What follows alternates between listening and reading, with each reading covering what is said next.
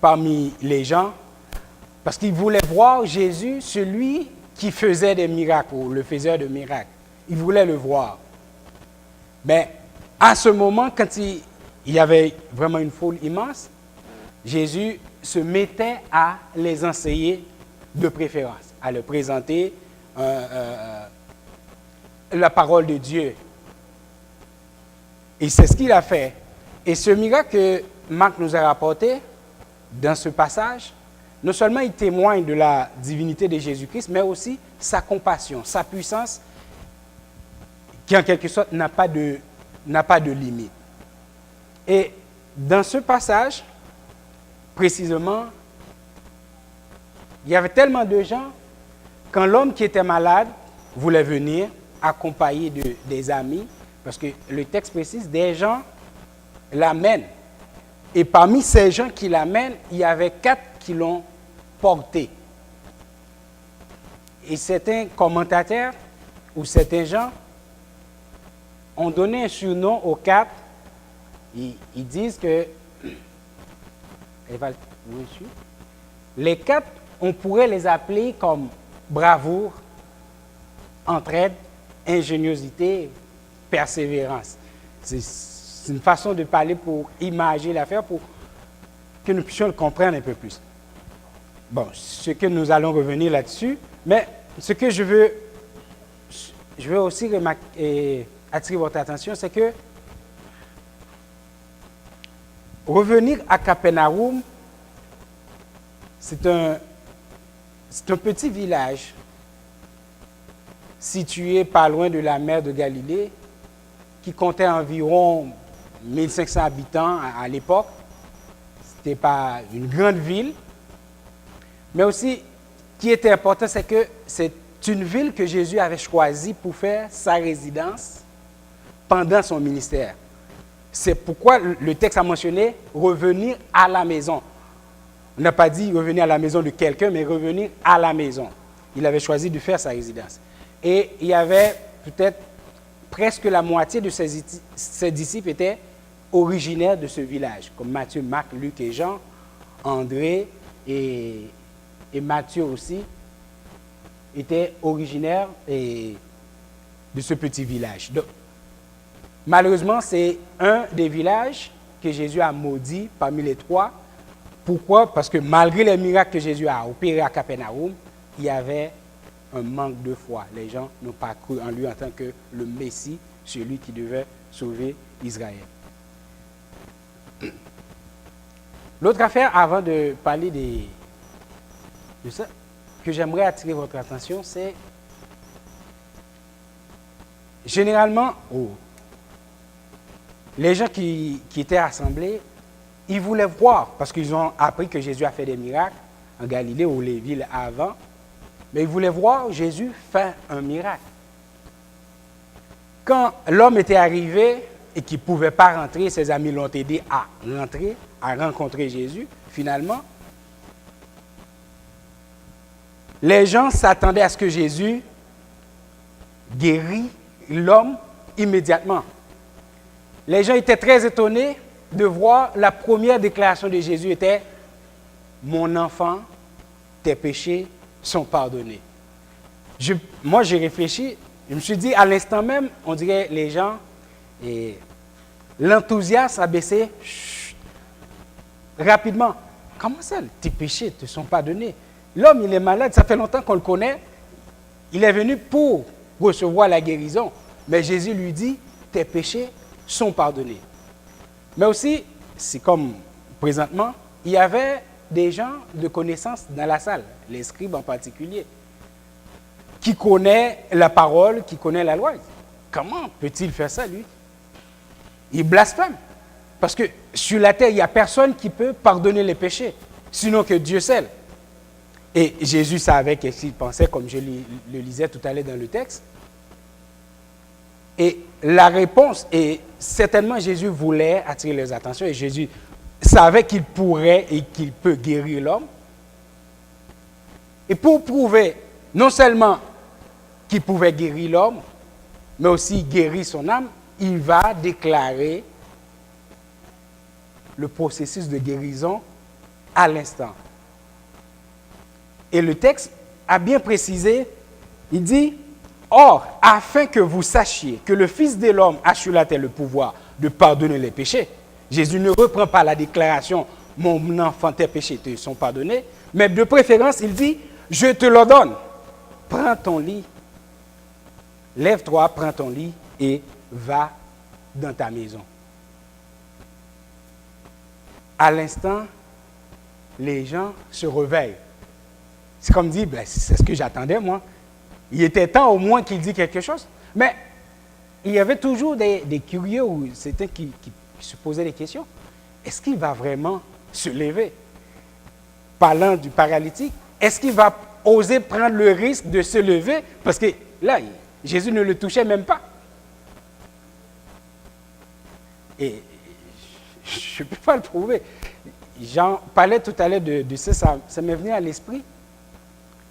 Et comme Jean me l'avait dit la semaine dernière, un texte qu'on dit souvent, c'est le psaume 39, qui dit « Je te bénis le Seigneur, le fait que tu m'as fait une créature si merveilleuse. » Mais avec les données scientifiques, on peut comprendre que l'homme vraiment est une créature merveilleuse. Le fonctionnement de notre cerveau, le corps, les globules qui transportent l'oxygène, le fonctionnement du cœur, etc. On nous voit debout ici et puis on mange, on fonctionne. Pour nous, c'est rien, mais imaginez le fonctionnement du corps de l'homme, c'est vraiment une créature merveilleuse que Dieu a fait. Mais imaginez l'homme qui avait ses pieds, qui bougeait, et c'est un paralytique qui ne bougeait plus, il ne pouvait pas bouger, et puis dans quelques minutes ou quelques secondes, vous voulez que cet homme, à l'instant, se met debout et marche. Et les gens attendaient de voir ça avec autant d'enthousiasme. Est-ce qu'il va oser se mettre debout? Et c'est ce qui est arrivé. Pendant ces quelques minutes, l'homme a utilisé sa foi en Dieu. Et notez bien, qu'est-ce qui a été mentionné, c'est que la Bible a bien souligné que Jésus, voyant leur foi, non seulement cet homme, mais ceux qui ont pris le risque de l'apporter, de faire un trou dans le toit, de les déposer en face de Jésus, Jésus, ayant vu leur foi, a fait cette déclaration. Et l'homme aussi a profité de cet instant de foi, se leva et prend son lit. Et ce que j'aimerais, c'est qu'en présence de tout le monde, il se lève et marche. Mais imaginez dans quelques minutes ou quelques secondes que ça se passe, ses membres, ses muscles reprennent vie et fonctionnent. Je viens de faire une expérience avec mon fils. Pendant 6 semaines, il portait une plâtre. Son bras était comme ça. Et finalement, connaissant Cadeau, il ne pouvait plus le supporter. Il a finalement brisé l'affaire qui le retenait. Mais le médecin a dit, bon, c'est pas grave, ils l'ont enlevé. Mais à l'instant où ils l'ont enlevé, il ne pouvait pas baisser la main, le bras. Il voulait encore le garder comme ça. Je lui dis, allez, baisse ta main. Il m'a dit, c'est lourd. Parce que pendant 6 semaines, c'est le plâtre qui le tenait. Lui, c'est comme dans son cerveau, il l'ignorait, il n'est plus là, il s'en occupait plus. Et d'une minute à l'autre, maintenant, c'est lui qui devait s'en occuper. Ils disent qu'il est trop lourd pour le laisser. Il a tendance à baisser avec son bras. Mais imaginez l'homme, à l'instant que Jésus lui dit, pendant des années, il ne bougeait plus les mains, les bras. Jésus lui a dit de lever et marcher. Et il a osé par la foi. En quelque sorte, c'est inexplicable. Et c'est ça la foi. Il a osé se lever et prendre son lit. Et en présence de tout le monde, il a marché. C'est un miracle. C'est juste que je ne peux pas l'expliquer, mais c'est fait. Et la chose que j'aimerais attirer votre attention, c'est que dans ces circonstances, on ne pourrait pas l'expliquer scientifiquement, mais il y avait des témoins. C'est comme il y avait plusieurs occasions où les gens voulaient mettre la main sur Jésus pour faire quelque chose. Par exemple, après la mort, après la résurrection de Lazare, les scribes, les pharisiens, ils disent, La preuve est bien grande. Lazare est là parmi nous. Il est vivant. On savait qu'il était mort. Il a passé 44 jours. La preuve est là. Donc, il y avait des témoins que l'homme était malade. Maintenant, il guérit, il marche, il bouge parmi nous. Ma réflexion, pour revenir au sujet, levez-vous. Je n'aimerais pas qu'on reste là à ne pas bouger. Comme je réfléchis la dernière fois sur un passage que les gens utilisent souvent, il dit,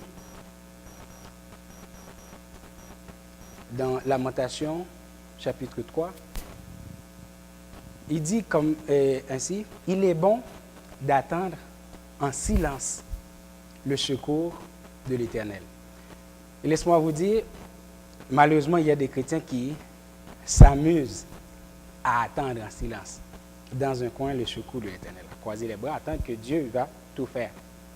Tandis que Dieu nous donne la connaissance, l'intelligence, la capacité de réfléchir, les moyens pour y arriver, et qu'il s'attendait à ce qu'on les utilise. Les 4 amis que l'homme avait, et que je vais mentionner, le bravo,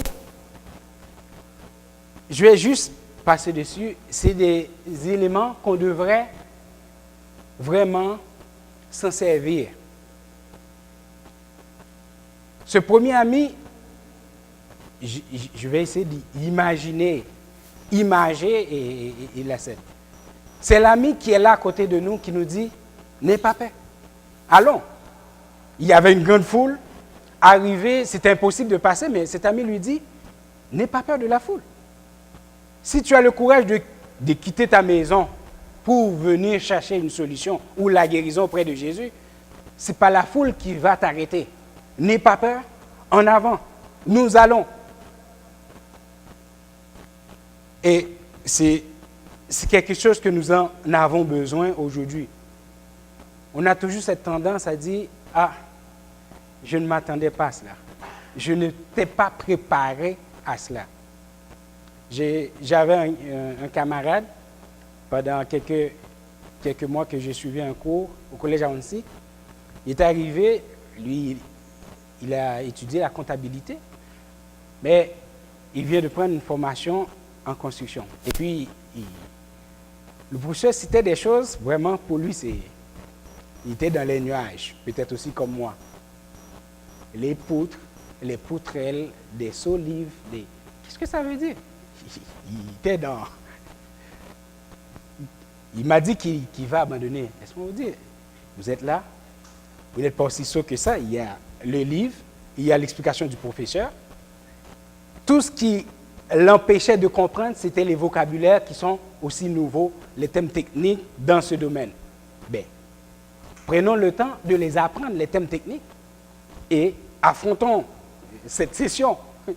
Et finalement, il était parmi les bons élèves.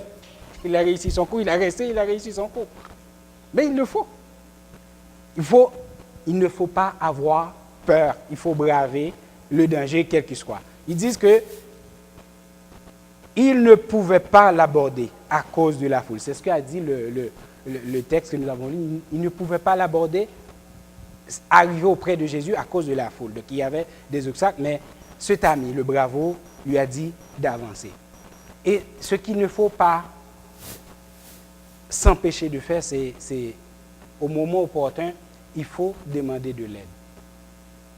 Quand c'est nécessaire, il faut demander de l'aide. C'est ce que nous avons toujours tendance à ne pas faire. Il y a des gens qui sont prêts à donner leur aide à quelqu'un d'autre ou à aider quelqu'un, mais ils n'acceptent pas de recevoir. Laisse-moi vous dire, ça doit faire, l'équilibre doit se faire. S'entraider, c'est l'essence même de l'Église. L'Église est faite comme ça. Et je crois, au début, quand j'avais commencé ici à Côte-des-Neiges, j'avais une série de réflexions sur les devoirs mutuels. Prier les uns pour les autres, aimez-vous les uns les autres, secourir, etc. Et ça, c'est l'Église même, s'entraider. Donc, si lui est bon en tel domaine, l'autre n'est pas bon dans ce domaine, ben, celui-là va combler son lacune ou va combler sa faiblesse dans ce domaine-là. Il ne faut pas hésiter de demander l'aide. Donc, si vous êtes prêt à aider, vous devez être prêt aussi à avoir l'humilité de recevoir. Cet homme a accepté l'aide de ses amis. Ses 4 amis, ces 4 hommes, ont pris le temps de prendre son brancard, de l'amener, de monter sur le toit et de le déposer au pied de Jésus. Et c'est là qu'ils ont montré leur ingéniosité. Parce que, imaginez, le chemin le plus facile, c'était de passer par la porte et de rencontrer Jésus. Mais ils ont pris le risque de passer en arrière, de monter sur le toit, de couper un morceau, de l'enlever et de filer, comme ce type à peu près là, de filer l'homme à l'intérieur qui soit se retrouver directement en face de Jésus. Je sais que nous avons pas mal de connaissances ici à Côte-des-Neiges. Utilisons-les. Il n'y a pas vraiment de défis qui sont trop grands pour Dieu. Et ça, je suis certain. Je ne veux pas dire aussi qu'il n'y a pas de défis qui va au-delà de notre capacité. Mais mettons, Dieu est là et nos connaissances aussi sont là. Je suis certain, il y a des merveilles qu'on peut faire. Il y a des exploits qu'on peut faire. On a pas mal d'objectifs, mais c'est possible de les réaliser si on s'y met vraiment. Utiliser notre courage, nos sens de partage, de s'entraider, utiliser nos connaissances, notre capacité d'inventer, de réfléchir, d'être créatif, de venir avec de nouvelles choses. Donc, je suis certain que ça peut aller. Et l'une des choses, le 4e ami, c'est que c'est la persévérance. C'est cet ami qui vous dit, on ne va pas reculer, on ne va pas. On va aller vers l'avant, on va aller jusqu'au bout. On va aller jusqu'au bout. Quoi qu'il arrive, on va aller jusqu'au bout. Moi, je suis comme ça. Je suis très déterminé, très tenace. Il faut que je vois qu'est-ce qui m'empêche d'arriver. Quand je vois c'est vraiment impossible, complètement impossible, je ne vais pas reculer. Là. Je vais arriver là, je vais rester là. Et à présent, puisque c'est impossible, ma capacité ne peut pas l'atteindre, eh bien, Dieu va faire le reste. Mais tout ce que je peux faire, moi, je veux aller jusqu'au bout. Et c'est ce que je vous invite à faire. Et c'est ce que j'invite Côte-des-Neiges à faire. On va aller jusqu'au bout. Jusqu'au bout. Sans se relâcher. Donc, levez-vous, c'est en quelque sorte cette expression qui nous dit on ne reste pas en place. Utilisons notre courage, utilisons notre intelligence, utilisons la persévérance, mais aussi ce que j'aimerais qu'on fasse et que ce texte nous appelle à faire, c'est 2 réflexes possibles. Ces 2 réflexes, premièrement, c'est le réflexe du brancadier. Le réflexe du brancadier, c'est il ne faut pas nous résigner à accepter la paralysie de nos frères, de nos voisins, de nos amis, de les voir souffrir là et ne pas leur apporter notre aide. De les voir loin de Jésus et les laisser là et dire, comme eux, c'est fini. Il n'y a pas de solution pour eux. Ils n'ont que la civière. Donc, cet homme sur la civière, sur le brancard, donc c'était pour lui, c'est la fatalité, c'était sa destination, son destin. Il devrait mourir ainsi. Il ne faut pas se résigner à cette situation. Mais aussi le deuxième réflexe, c'est le brancader. C'est nous. Il ne faut pas nous résigner à notre propre paralysie. Comme si le péché, le stress, l'échec spirituel ou matériel, comme si c'était des fatalités. pour nous aussi, il ne faut pas résigner. Il faut être prêt à accepter que quelqu'un d'autre puisse prendre nos brancards et nous amène à Jésus. Vous pouvez trouver c'est humiliant. Comme aujourd'hui, je me tiens devant vous. Et puis, quelques mois plus tard, c'est quelqu'un de l'église qui vient chez moi, qui me dit, ah, frère Donald, je ne m'attendais pas à ça de toi. C'est pas toi qui devais reculer à ce moment. C'est pas toi qui devais prendre ce chemin. Vous savez que le Seigneur est bon. C'est lui qui me ramène au droit chemin. Et je devrais avoir cette attitude d'accepter son aide et de pouvoir voir clair et revenir au Seigneur. Il n'y a pas question de dimension où quelqu'un est plus haut, il n'a pas besoin d'aide.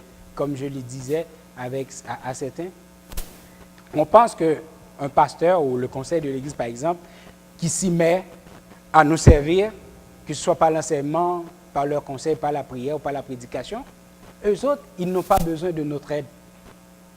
Au contraire, ils ont autant besoin que vous priez pour eux.